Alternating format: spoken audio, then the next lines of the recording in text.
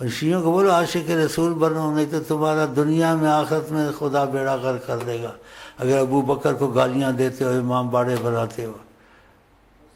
حضرت علی کے وقت کو امام باڑے تھے، بعد میں امام باڑے تھے، مسجدیں تھیں، آقا نے مسجدیں بنائیں، خدا نے مسجدیں بنائیں، مسجدوں میں ہی سب کچھ ہوتا تھا۔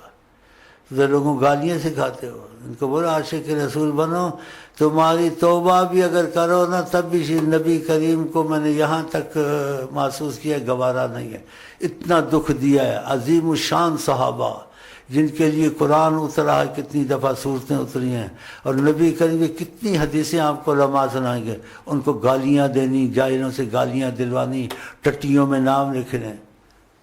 امام حسین کی محبت میں یہ آتا ہے کہ یہ بھی کام کرو، ان لوگوں سے رشتے نہ کریں جو نبی کے صحابہ کو گالیاں دیں، ابو بکر، عمر، حضرت عائشہ کو برا کہیں، 2 رکوع ہے، ان سے دلی تعلق نہ رکھیں، ان سے تجارت نہ کریں، کوئی مجبوری ہے تو ظاہری ہے۔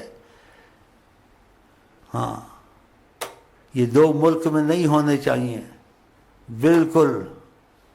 ایک تو یہ قادیانی، ان کا وجود، کافر رہے تمہارے ملک میں، قادیانی نہ رہے، ہاں کھلی بات ہے۔ اور جو نبی کریم کی صحابہ کو اب حضرت عمر اور ابو بکر، عمر، عثمان کو گالیاں دیں، ہیں جی، یہ بھی تمہارے ملک میں نہیں رہنے چاہیے۔ جو نبی کے دل کو اذیت دے اور نبی کو تکلیف پہنچائے ہر وقت۔ نبی بے پناہ محبت کرتے تھے ابو بکر اور عمر ان سے۔ ایک دفعہ آقا جی نے دونوں کو ہاتھ میں لیا، ابو بکر کو، عمر کو دائیں بائیں ہاتھ میں لیا، کم قیامت میں بھی ایسے اٹھیں گے، ایسی حدیثی ہے، یہ میرے وزیر ہیں، وہ دیکھو ان کے ساتھ ہیں روضہ شریف میں، وہ بھی آرام کر رہے ہیں۔ تو جو چیز متواتر آ جائے، پھر اس میں 99% یا 99 علماء اور اولیاء شامل ہیں اتفاق سے، عوام نہیں، پھر ان چیزوں کو نہیں کرنا چاہیے۔ ہاں، نبی کریم سے اتفاق، اندھا اتفاق، دخل نہیں دینا چاہیے۔ ابو بکر سے یہ ہوا تھا، یا حضرت عثمان سے یہ ہوا تھا، یا ان سے ہوا تھا نہیں اسے، جب نبی کو قبول ہے، خدا کو قبول ہے، قرآن ان کی تعریف کرتا ہے، تم کو کیا دخل اس معاملے میں دخل دینا؟ نبی کے معاملے میں دخل نہیں چاہیے، اندھا دھند ماننا چاہیے۔ تو اس سے آپ کا رابطہ پیدا ہوگا خدا سے، نبی سے، نبی سے اختلاف نہیں ہونا چاہیے۔ اور یہ پکی باتیں ہیں، ٹھوس باتیں ہیں۔ ہاں، باقی تمہارے پاس شیعہ آتا ہے، بریلوی آتا ہے، شیعہ بریلوی ان کو چھوڑ دو، ہاں ان میں نہ پڑا کرو بالکل، کہ قرآن میں نہیں ہے، حدیث میں، یہ سلسلے ہیں۔ لاکھ شیعہ بنے، بریلی بنے، دیوبندی بنے، آل رسول بنے، اس کے دل میں عظمت رسول نہیں، اس کو فائدہ نہیں ہے۔ اگر عظمت رسول آ گئی، جیسے اویس کا، جیسے ان کے دل میں آ گیا سلمان فارسی کے، آقا وہ عرب نہیں تھے، آقا جی نے کہا سلمان اہل البیت، سلمان ہمارے خاندان نبوت میں سے ہے۔ دیکھا، آل رسول بھی بنے تو فائدہ نہیں ہے۔ اب آل رسول بنا، عورتوں کی دوڑ لگائی، مشرف نے جا کے بیچ میں بیٹھ گیا، آل رسول رہا بھی ہے؟ یہ کہاں سے آل رسول رہا؟ قائد اعظم کے مزار کو پکا بنا دیا، نبی کریم نے ایسے کہا تھا۔ اور ان کو وہابی کہتے ہیں، ان کے بادشاہوں کی قبریں، میں نے دیکھا اتفاق سے، میں ریاض میں تھا، جانا پڑا، ان کی بادشاہوں کی قبریں کچی قبریں، کہ نبی نے پسند کیا۔ یہ ڈھول باجے وہاں جا کے بجانے، کافروں کی رسم ادا کرنی، پاکستان بنایا ہے، کیسا پاکستان بنایا؟ نبی کریم کو بیچ میں سے نکال دیا ہے، کافروں کی سنت ادا کرتے ہو، ادھر بینڈ بجاتے ہو، کہیں کسی اولیاء اللہ کی قبروں میں مثلا داتا صاحب اجماع بینڈ بجا کے دیکھو، تمہارے ٹکڑے ٹکڑے نہ کر دے، وہ نحوست وہاں پھیلاتے ہو۔ یہ سب مزار کو توڑو، پکے مزار، کچے مزار بناؤ، نبی کریم کی تعلیم کے مطابق، جیسے ان وہابیوں نے کیا ہوا ہے۔ وہابی نہیں ہے، وہائی ہیں بھی نہیں بھی، ان کو پتہ نہیں ہے، اور نبی کریم رحمت العالمین ہے، ان کو رکھا ہوا وہاں 50 سال سے وہاں ہے، اور نبی کریم کو معافی میں رکھا ہوا ہے، ان کو وہابیوں کو معافی میں رکھا ہوا ہے، اور ان کو اچھا بھی سمجھتے ہیں، بچہ نہیں بھی سمجھتے ہیں۔ تو نبی کریم فرمایا میری عظمت کے طفیل کھاتے ہیں، سب کچھ ان کا ہوتا ہے، ہاں جی، اور پھر کیا کہتے ہیں کہ نبی میری عظمت کے خلاف ہیں، پھر انہوں نے رکھا ہوا ہے۔ اتنا بڑا رحمت للعالمین کوئی ہو سکتا ہے؟ اتنے بڑے رحمت للعالمین رکھا ہوا ان کو، اور کہتے بھی ہیں، میں ان سے جھوٹ نہیں بولوں گا، کہتے ہیں میری خدمت بھی کرتے ہیں، مکے میں مدینے میں کتنا کرتے ہیں، یہ بناؤ وہ بناؤ وہ بناؤ، اور جو عظمت کے رسول کے خلاف میں کہا ان کو بتایا نہیں گیا، معافی میں رکھتے ہیں۔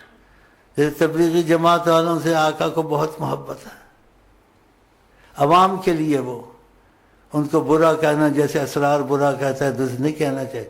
3 لاکھ کٹھے ہوتے ہیں ریونڈ میں، ان کے بڑوں نے اگر کچھ کیا ہے، ایسی باتیں کی ہیں، ہوئی ہیں ان سے، لیکن آقا جی اگر معافی دے دیتے ہیں تم کون ہوتے ہو؟ آقا جی نے معافی میں رکھا ہوا ہے۔ اور کیا کہا ہے تبلیغی والوں کو یا دوسرے دیوبندی وغیرہ ان کے بڑوں سے، بڑی بڑی سخت سنگین غلطیاں ہوئی ہیں، تو کہا انہوں نے، ان کو وہ موقع نہیں ملا، انہوں نے طریقت میں اجتہاد کا موقع نہیں ملا، انہوں نے میری دین کی خدمت کی ہے، اور کہا خدا ان کو معاف کر دے گا۔ جب آقا جی معاف کرتے ہیں اور غلطی ہے تو کہا اللہ معاف کر دے گا، پھر ان پہ دیوبندی بریلیوں کے قصے اٹھانے، ماضی کو چھیڑنا، ان کے بڑے نے یہ لکھا تھا فلانے کے، یہ چیزیں نہیں چھیڑنی چاہیے۔ کیوں؟ آقا جی پسند نہیں کرتے۔ پھر آپ کو کہا میں کہتا ہوں یا کہلوایا جاتا ہوں؟ میں کہلوایا جاتا ہوں، اور آقا پہ جھوٹ بولنا تو سب بھائی بھائی بن جاؤ، تبلیغی بھی بھائی، یہ بھی بھائی، عوام کے لیے ہے۔ تبلیغی جماعت جتنی مبارک ہے اتنی کوئی مبارک جماعت مشکل سے ہوگی۔ پہاڑوں میں جاتے ہیں، جنگلوں میں جاتے ہیں، سامان اٹھایا ہوا ہے، پتہ نہیں کیا کیا اٹھایا ہوا ہے۔ شاہ تراب الحق ان کے خلاف بیٹھا ہوا، اس کو میں پیغام بھیجا، میں نے کہا پیغام تم کو پہنچ گیا ادھر سے، اب پیغام کے بعد تو نے اگر تبلیغیوں کو یا دیوبندیوں بریلیوں کو لڑوایا نا، چیزیں چھوڑی، تو سمجھ جا آقا جی کے تیرے درمیان میں کوئی آ جائے گا مسئلہ، ہاں سارا تیرا شاہ تراب الحق نکل جائے گا۔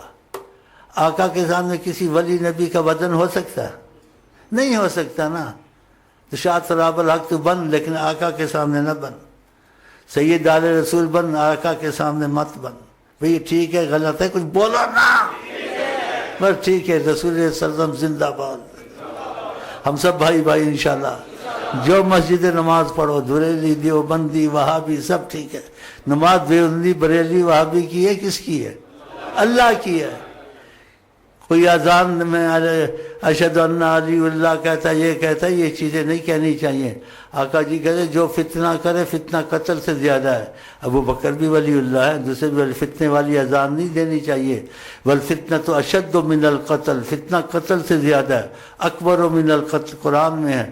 ایسے فتنے کی اذان شیعوں کو بولو کہ توبہ کرو، اور شیخ امین کہتا ہے میں نبی پہ جھوٹ نہیں بولتا، اور تمہاری توبہ کو بھی نبی کریم نے یہاں تک میں نے محسوس کیا ہے، اگر وہ ادھر پیغام دیتے ہیں مجھے یا کچھ دیتے ہیں میں نہیں کہہ سکتا، تو ان کی توبہ بھی ان کو قبول جیسے فیصلے کی بات نہیں اچھی لگتی۔ کیوں؟ ابو بکر کو گالی دیتے ہیں، عمر کو گالی دیتے ہیں، حضرت عائشہ کو برا بھلا کہتے ہیں، لوگوں کو خودکشی سکھاتے ہیں، چھریا مارو چھریا مارو۔ یہ آقا نے ایسے، آقا کے بعد حضرت علی نے ایسے ماتم کیے، اگر سب سے بڑا ماتم ہوتا اب نبی جی کے لیے ہوتا، فاطمہ یہ تو نہیں کیے۔ تو ایسی چیزیں سکھاتے ہیں لوگوں کو، پھر متعات سکھاتے ہیں۔ ایک وقت تھا اس کی گنجائش نہیں ہے باتیں کرنے کی، کہ ایک دوسرے کی عورتوں کو استعمال کرو، ماں بہنوں کو استعمال کر اس کو متاع بناتے ہیں۔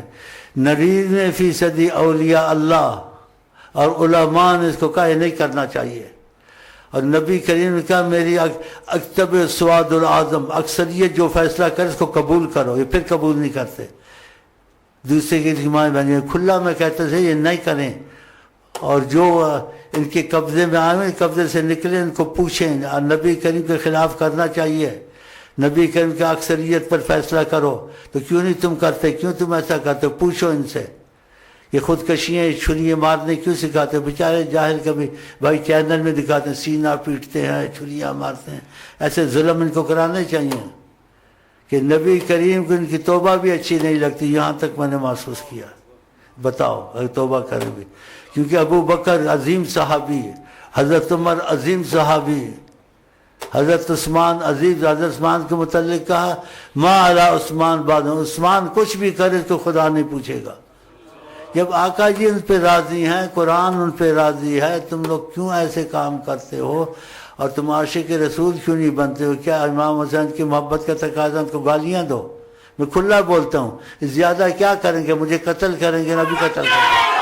میں قتل ہونے کے لیے تیار نہیں، اس سے اچھی موت کیا ہے؟ لیکن نبی کی مخالفت میں لوگوں کو نہیں رہنے دوں گا. ان کو اتنا کھلا سمجھاؤں گا کہ ذہن میں آ جائے گا واقعہ نبی کریم سے اختلاف نہیں ہونا چاہیے. نبی کریم کے ساتھ اندھی تقلید ہونی چاہیے، سوچنا ہی نہیں چاہیے، بات عقل میں آئے نہ آئے. تو آپ کو نہ یہ نبی صلی اللہ علیہ وسلم سے یہ اتفاق قبول ہے تو خدا کرے تمہارے وقاف ضامن بنے، کفیل بنے، تمہاری سرپرستی کریں انشاءاللہ تعالی.